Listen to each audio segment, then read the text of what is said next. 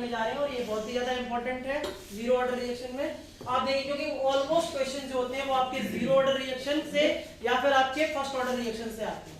तो zero order reaction क्या होता है? जीरो ऑर्डर रिएक्शन इसकी मतलब आपकी कंसंट्रेशन की पावर जीरो हो, रिएक्टेंट की कंसंट्रेशन की पावर कितनी हो? जीरो, या फिर जो जिसका ऑर्डर कितना आ रहा हो? जीरो आ रहा हो। मैंने लिखा भी ऐसी रिएक्शन जिसकी कंसंट्रेशन की पावर जीरो या फिर जिसका ऑर्डर जीरो।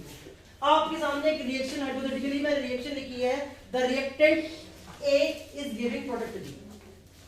आप समझ लीजिए कि मैंने बोला कि टाइम जब when t equal to zero, जब समय कुछ नहीं था, जब समय जीरो था, when t equal to zero, तब आपकी जो कंसंट्रेशन ए की थी वो कितनी थी? C0। C0 का मतलब क्या है? C0 का मतलब है concentration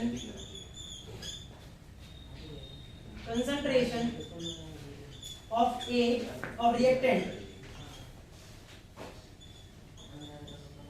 reactant at time t equal to, जब आपका समय जीरो था तब आपकी कंसंट्रेशन क्या थी? Very important. अच्छा तब बताइए, तब आपका उस समय प्रोडक्ट कितना होगा? डेफिनेटली जीरो होगा। जब आपका समय, जब आपने कोई रिएक्शन स्टार्ट करवाई है तो इनिशियल स्टेट में आपका रिएक्टेंट का कंसंट्रेशन पूरा होगा, कंप्लीट होगा। सी अब प्रोडक्ट कितना होगा? तो प्रोडक्ट तो बनना ही स्टार्ट हुआ होगा, प्रोडक्ट तो बना नहीं होगा, तो प्रोडक्ट आपका कितना होगा? Very important. अब मैं बात करूं, आप कुछ समय बाद पहुंचे तो आप कहां पर पहुंचे बेटा? आप t इक्वल टू टी पे पहुंचे, time t equal to T पे पहुंचे, तब यहां पर इसका कंसंट्रेशन कितना होगा? Ct हो जाएगा। मतलब डेफिनेटली कंसंट्रेशन कुछ ना कुछ डिक्रीज होकर कितना हो गया? अब आपसे कोई पूछे कि प्रोडक्ट कितना हो चुका होगा, तो प्रोडक्ट भी कुछ बन चुका होगा और प्रोडक्ट कितना होगा? Bt होगा। तो this is the concentration of reactant at time t, this is the concentration of product B at time t। तो क्या है? प्रोडक्ट टाइम, जब अगर आपसे कोई पूछता है कि आपके प्रोडक्ट की concentration t equal to zero पे क्या थी, जब समय बिल्कुल स्टार्ट ही नहीं था, इनिशियल स्टेट जीरो थी, अब टाइम t पे कितनी कंसंट्रेशन होगी? Bt होगी, और यहां पर कितनी होगी? ये आपकी लिस्ट। अब इन दोनों के लिए हम लोग क्या लिखेंगे? रेट लॉ लिखेंगे। पहले आप इंटीग्रेटेड रेट लॉ लिखेंगे, उसके बाद आप क्या लिखेंगे? Differential law. यहां पे आइए मैं आपको बताता हूं, डिफरेंशियल रेट लॉ लिखेंगे। क्या लिखेंगे? डिफरेंशियल रेट, डिफरेंशियल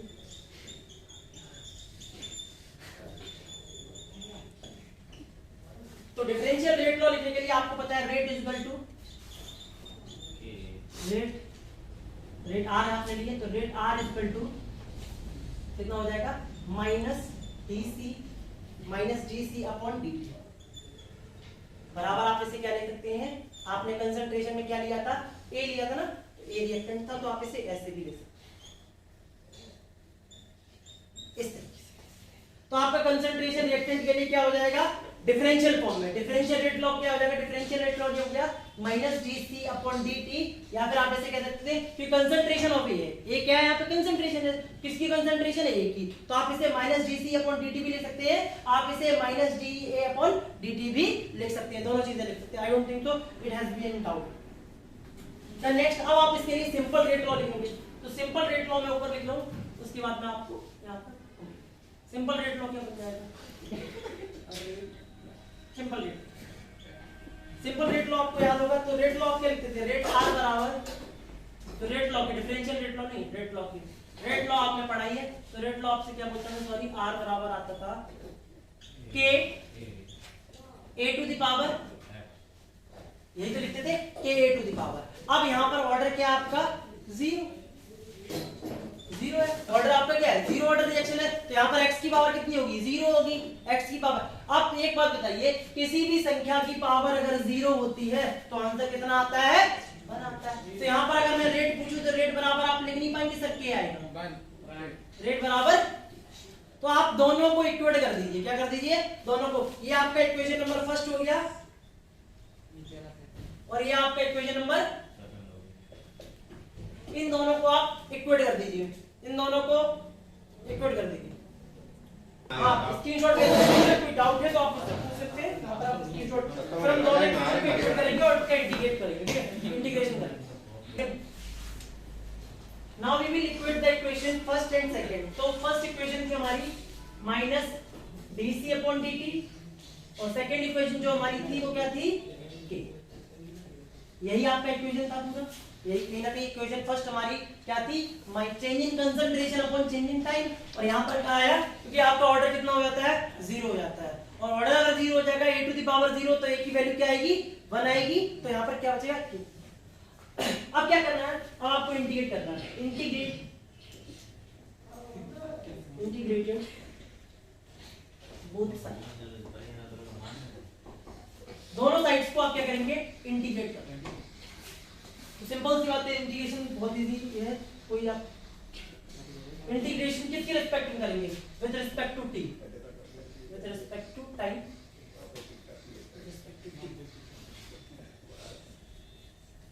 टाइम के साथ। तो माइनस डी टी, टाइम बाहर निकाल दीजिए, किसके रिस्पेक्ट कर रहे हैं, D T upon equal to integration of K D T. अब बेटा देखिए ध्यान से, यहाँ पर आप क्या करेंगे, यहाँ पर आप dt से dt कैंसिल हो जाएगा, dt से dt कैंसिल हो जाएगा, सिंपल सी बात है। किसके रिस्पेक्ट कर रहे हैं, विद रिस्पेक्ट टू टाइम, तो dt से dt कैंसिल। माइनस क्या बाहर आ जाएगा, माइनस का साइन बाहर आ जाएगा, अंदर क्या बचेगा, t। यहाँ पर के क्या है, कांस्टेंट है, के बाहर आ जाएगा, अंदर क्या बचेगा। अब आप लिमिट लगाएंगे, you have to apply the limit, you have to apply the limit. तो लिमिट अपर लिमिट और लोअर लिमिट। कंसंट्रेशन कहां से स्टार्ट हुआ था बेटा, सी नॉट से स्टार्ट हुआ था, सी जीरो से स्टार्ट हुआ था, कहां तक गया था, सी टी तक गया था। तो यहां पर इनिशियल कंसंट्रेशन क्या होगी, सी जीरो, और फाइनल कंसंट्रेशन आपकी क्या होगी, सी टी। टाइम आपका कहां से स्टार्ट हुआ था, 0 से और t तक गया। तो आप इसका जब इंटीग्रेशन करेंगे तो क्या आएगा, इंटीग्रेशन आपका आएगा माइनस का c, और अपर लिमिट आपकी कितनी है, ct, और लोअर लिमिट आपकी कितनी है, c, बराबर के कांस्टेंट बाहर रहेगा, और dt का इंटीग्रेशन कितना आ जाएगा, t आएगा। तो यहाँ पर अपर लिमिट आपकी कितनी है, t, और लोअर लिमिट कितनी है, 0। तो यहाँ पर आप माइनस का साइन वैल्यू रख दीजिए पहले, ct माइनस c0, यहाँ पर माइनस का साइन बाहर रहेगा, और यहाँ पर k, तो k की वैल्यू, k बाहर रहेगा, t की वैल्यू आप क्या लिखेंगे, t लिखेंगे, फिर क्या लिखेंगे, 0 लिखेंगे। तो आपके पास क्या आ गया, यहाँ पर आप क्या आ गया, आपके पास माइनस ct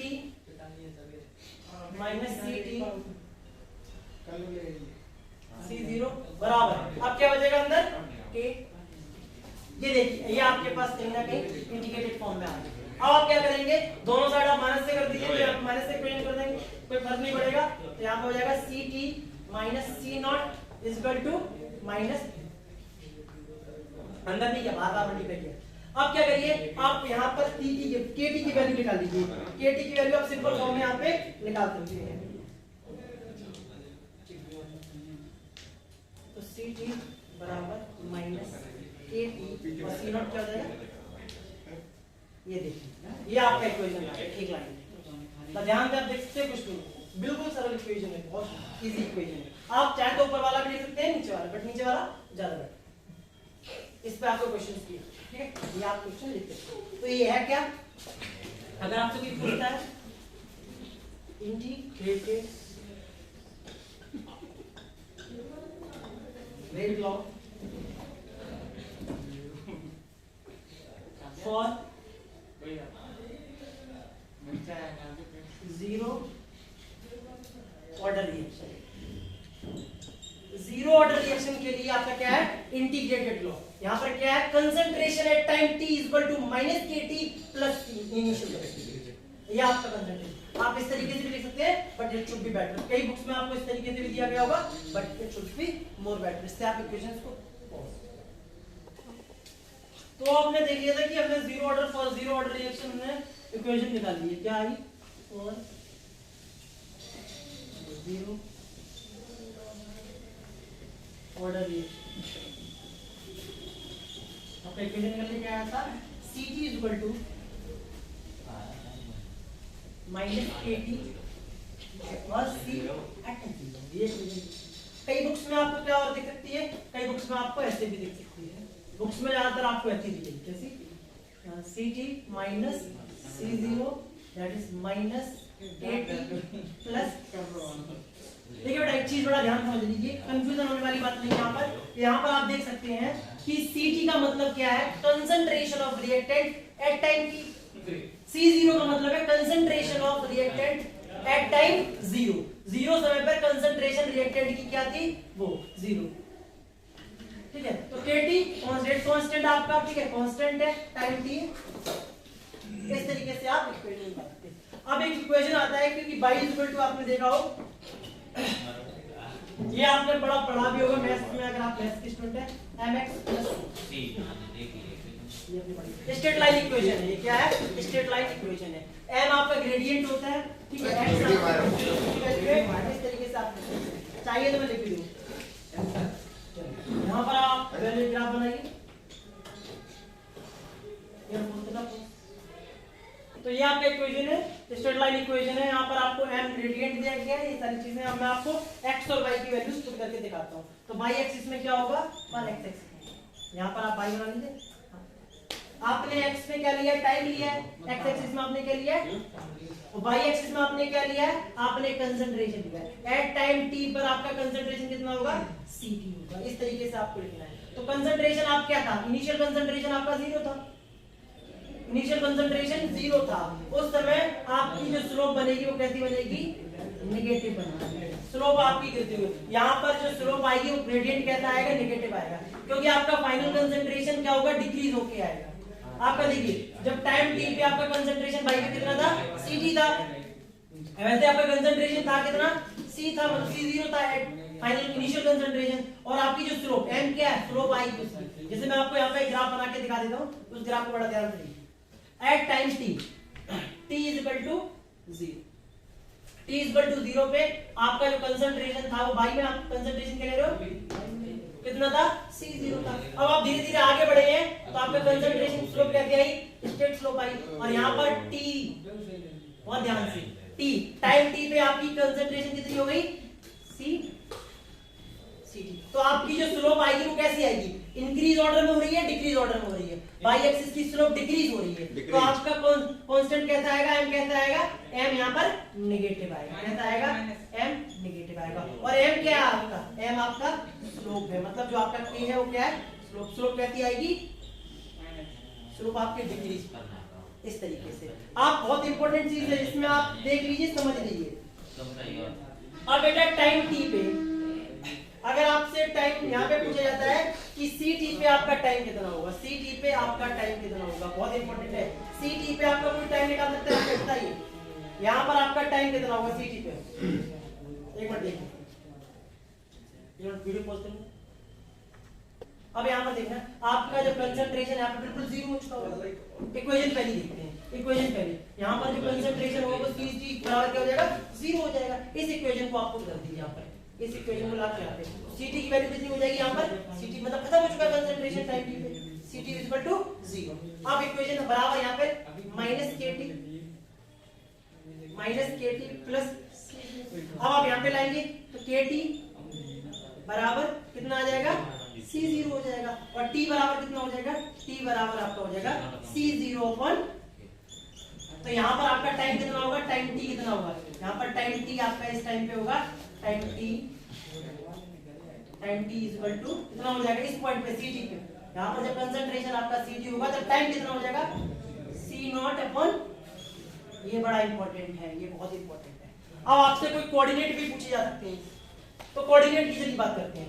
एक्स एक्सिस में किसे रिप्रेजेंट कर रहे हैं, टाइम को। तो यहाँ पर टाइम कितना होगा, 0। और आपका कंसंट्रेशन कितना होगा वाई एक्सिस में, C0। क्लियर बात है, C0। अब यहाँ पर आ जाइए, यहाँ पर बात करते हैं। यहाँ पर आपका कंसंट्रेशन कितना होगा, भाई खत्म हो चुकी है, भाई तो खत्म हो चुका है आपका। तो C0 की वैल्यू कितनी होगी, 0। C0 की वैल्यू कितनी होगी, 0। अब यहाँ पर आप कंसंट देखिए, यहाँ पर आप अपना टाइम देखिए, टाइम कितना निकाला है, Ct पे आपका टाइम कितना है, Ct पे हमने टाइम निकाला है C0 upon K, C0 upon K। और बाई एक्सिस कितनी हो चुकी है, 0। बाई खत्म हो चुकी, कंसंट्रेशन खत्म हो चुका है। तो ये कोऑर्डिनेट्स आएंगे, कोऑर्डिनेट्स बहुत ध्यान से देख लीजिए। कोऑर्डिनेट्स आपके इस पॉइंट पे क्या होंगे, यहाँ पर सी नोट पे टाइम आपका 0 था और आपका कंसंट्रेशन कितना था सी एट 0 मतलब सी 0 था। तो यहाँ पर आपका कितना था, यहाँ पे सी टी पे अगर आपका कोई कोऑर्डिनेट पूछता है तो टाइम हमने निकाल लिया था इक्वेशन, इस इक्वेशन से हमने क्या निकाला, टाइम निकाल लिया, क्योंकि कंसंट्रेशन यहाँ पर 0 हो गई थी माइनस के टी प्लस सी 0। तो यहाँ पर हमने वैल्यू पुट कर दी तो वैल्यू क्या निकल आया, के टी बराबर सी 0। तो टी की वैल्यू कितनी आ गई, सी 0 अपॉन टी, कहां पर, एट कंसंट्रेशन सी टी पे। तो सी टी पे टाइम कितना होगा, सी 0 अपॉन टी। तो कोऑर्डिनेट देख लीजिए, तो पहला को एक्स एक्सिस का कोऑर्डिनेट सी 0 अपॉन के और कंसंट्रेशन आपकी खत्म हो चुकी है, सॉरी यहाँ पर आपका T is equal to C not upon K, ठीक है।